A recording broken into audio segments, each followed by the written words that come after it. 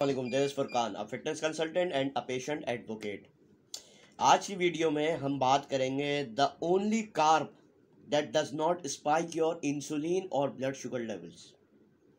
देखें, carbohydrate is the main culprit for insulin resistance, और carbohydrate की ज़्यादा इंटेक की वजह से आपको डायबिटीज़ भी हो जाती है। आज हम बात करेंगे कि कौन सा कार्ब है जो कि आपको इंसुलिन रेजिस्टेंस नहीं करवाएगा, आपके इंसुलिन लेवल स्पाइक नहीं करेगा और आपके ब्लड शुगर लेवल्स को मेंटेन रखने में मदद करेगा। अगर आप कोई भी क्रोनिक डिजीज से गुजर रहे हो, such as diabetes, fatty liver condition, arthritis, hypertension, जितने भी क्रोनिक डिजीजेज हैं, तो हमारा चैनल क्रोनिक डिजीजेज प्रिवेंशन की बात करता है through diet and fitness regime, और आपको नई नई रिसर्च से सुनने और देखने का मौका मिलेगा ताकि आपको फ्यूचर हेल्थ कंसर्न ना हो। तो हमारे चैनल को जरूर सब्सक्राइब करेगा, लाइक करेगा और वीडियो को ज़्यादा से ज़्यादा शेयर करें।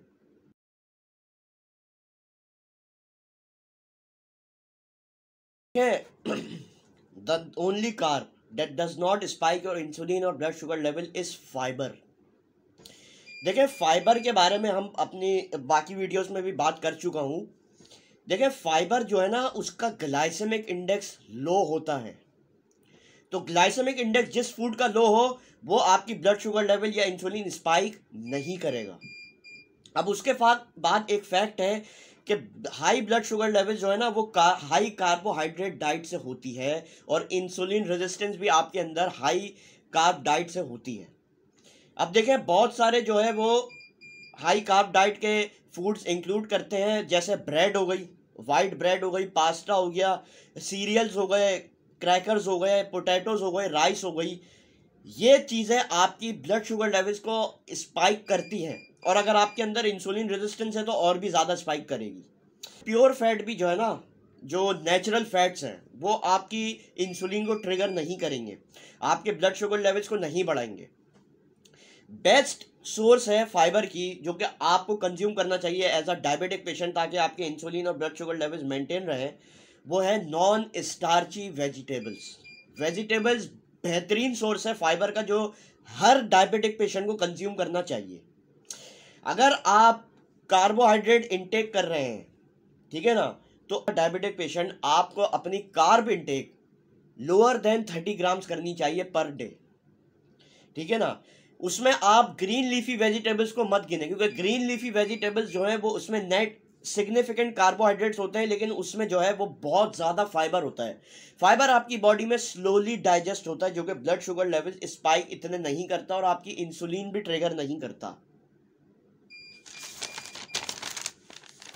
अब देखें, आप एज अ डायबिटिक पेशेंट आपको 5 बैलेंस डाइट लेनी चाहिए पूरे दिन में, स्मॉल मील्स, 5 मील्स। अब उसमें आपको 7 to 8 कप्स अपनी 5 मील्स में, छोटे छोटे कप्स जो है, आपको वेजिटेबल्स का कंजम्पशन रखनी है, फाइबर की कंजम्पशन रखनी है। वेजिटेबल एक बेहतरीन सोर्स है फाइबर की, लेकिन फाइबर की कंजम्पशन आपको ज़्यादा रखनी है अपनी बैलेंस डाइट में, क्योंकि वेजिटेबल जब आप कंज्यूम करते हैं तो इसमें बहुत ज़्यादा न्यूट्रिएंट्स पाए जाते हैं। सबसे पहले वाइटामिन पाए जाते हैं, मिनरल्स पाए जाते हैं, इलेक्ट्रोलाइट्स पाए जाते हैं, जो कि हमारी बॉडी जिस पे चल रही है, और फाइटोन्यूट्रिएंट्स पाए जाते हैं, एंटीऑक्सीडेंट्स पाए जाते हैं, जो कि आपकी ब्लड शुगर लेवल्स और इंसुलिन को मेंटेन रखने में बहुत ज़्यादा क्रूशियल रोल प्ले करते हैं। अब वेजिटेबल्स जो है, फाइबर जिसमें फाइबर ज़्यादा हो, उन वेजिटेबल्स में आपको ये देखेंगे कि आपकी गट हेल्थ भी इम्प्रूव करते हैं। याद रखिएगा कि आपका गट माइक्रोबायोम जितना इम्प्रूव होगा, उतना चांसेस है आपको इंसुलिन सेंसिटिव होने का।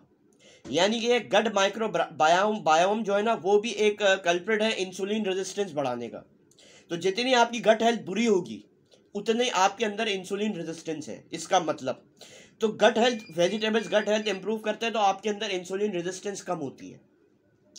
अब ये बहुत ज़्यादा ज़रूरी है कि इंसुलिन रेजिस्टेंस को मेंटेन करा जाए।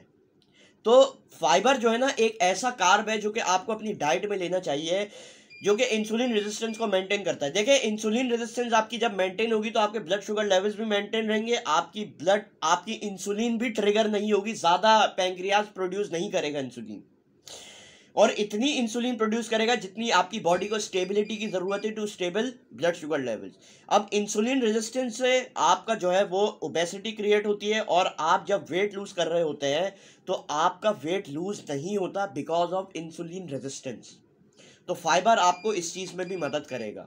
अपने डायबिटोलॉजिस्ट और एंडोक्रिनोलॉजिस्ट से फर्दर डायबिटिक ट्रीटमेंट के बारे में ज़रूर राब्ते में रहिएगा। शुक्रिया।